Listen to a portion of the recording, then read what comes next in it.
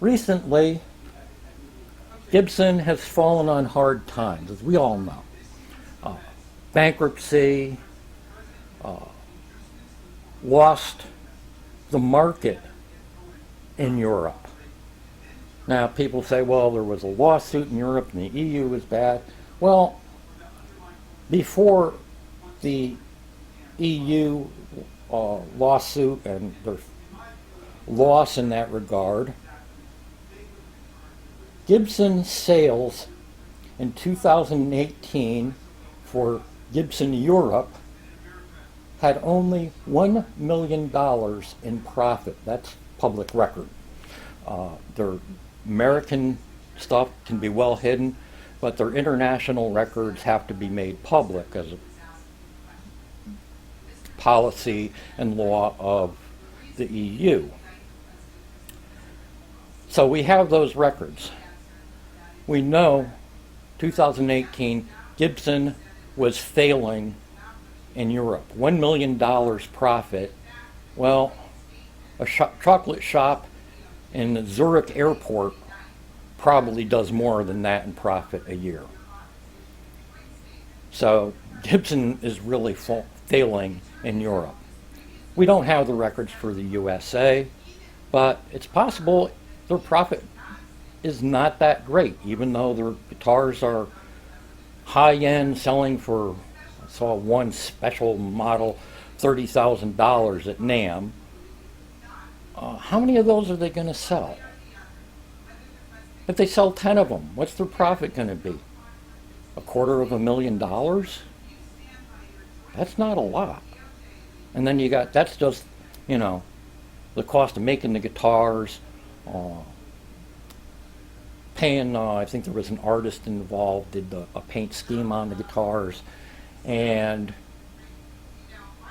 that boosted the price up. I don't know what they paid the artist, but they're not selling a lot of those high-end guitars, and it's not enough to stay in business. They have to sell their lower-end models, the standards, the studios, and without that, they're failing. And I think that a lot of people, rather than, like myself, rather than going for a low-end Gibson, go for high-end Epiphones, which end up, well, yeah, you might have to do a little work on them.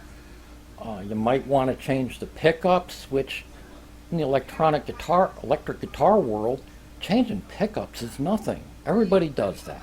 So, well, these have the special pickups.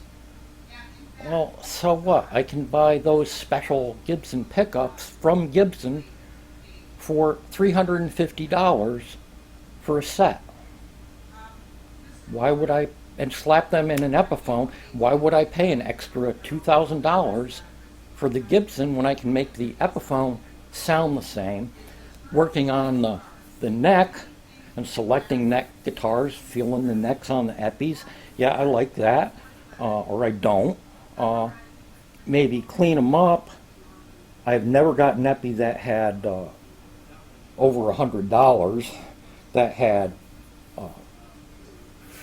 the needle sharp fret edges.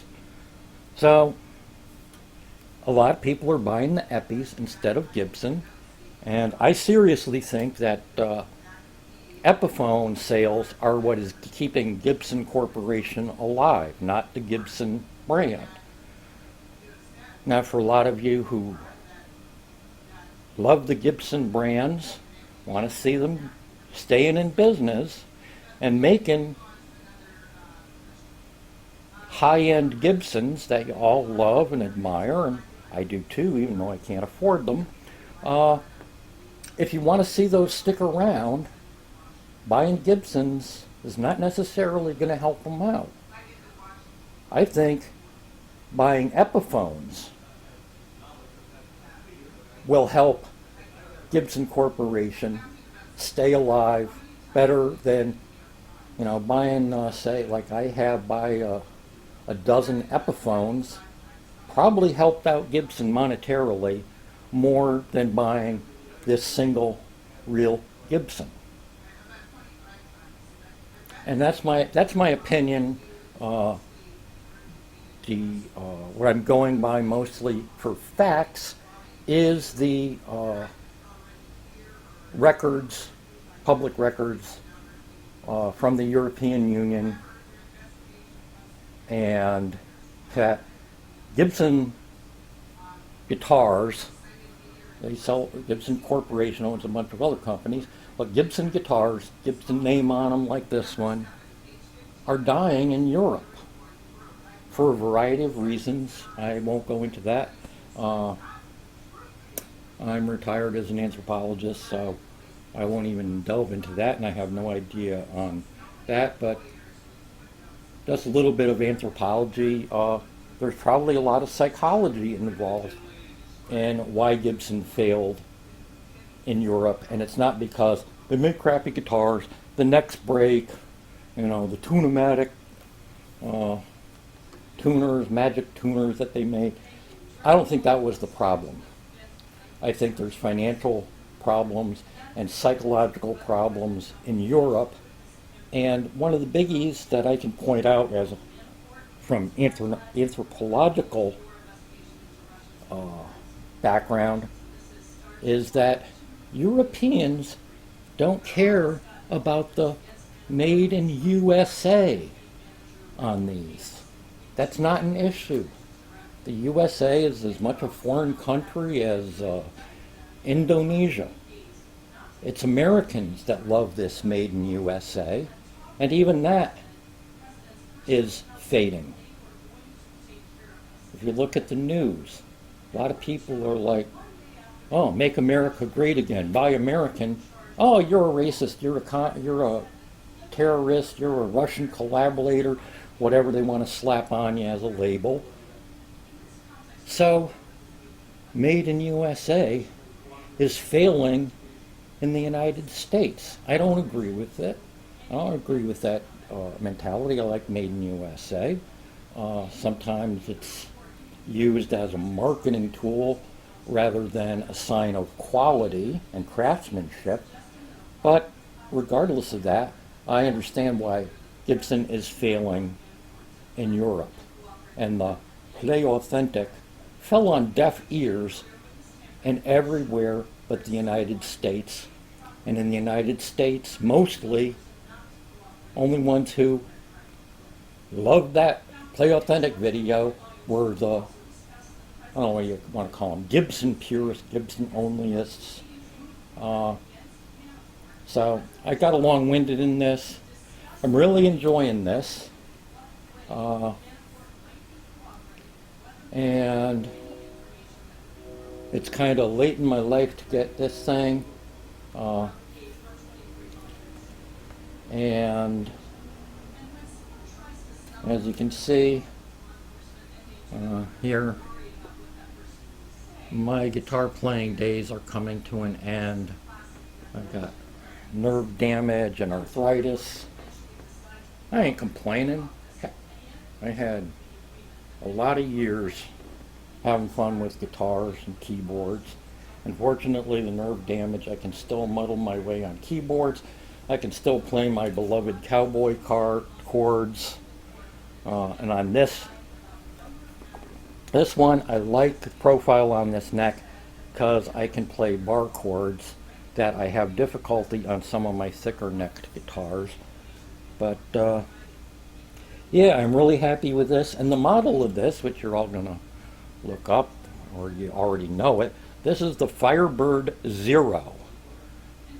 Now, this will be my last mag on Gibson. Did you learn anything from other brands that use the zero in their name? Even diet soft drinks that called themselves Zero didn't do well because zero means nothing. Literally nothing. Stupid name for a model. Should have called it the Firebird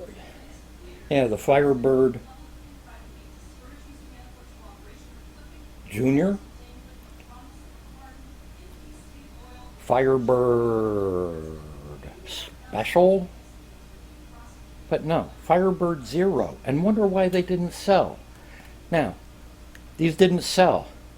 These were back stock, sitting on shelves.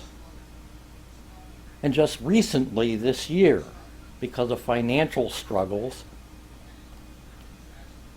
they're making all their old stock available. So you can now buy a 2017 guitar, brand new, because they need to lose their old stock and make money because they're failing. And I don't blame the workers.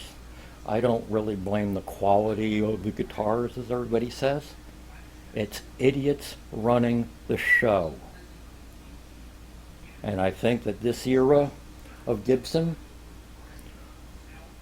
will be viewed as the worst Gibson Corporation blunder, surpassing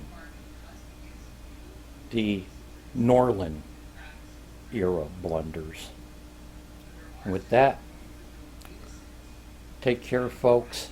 Keep on picking and play what makes you happy. Buy what makes you happy. And I'm happy with this guitar.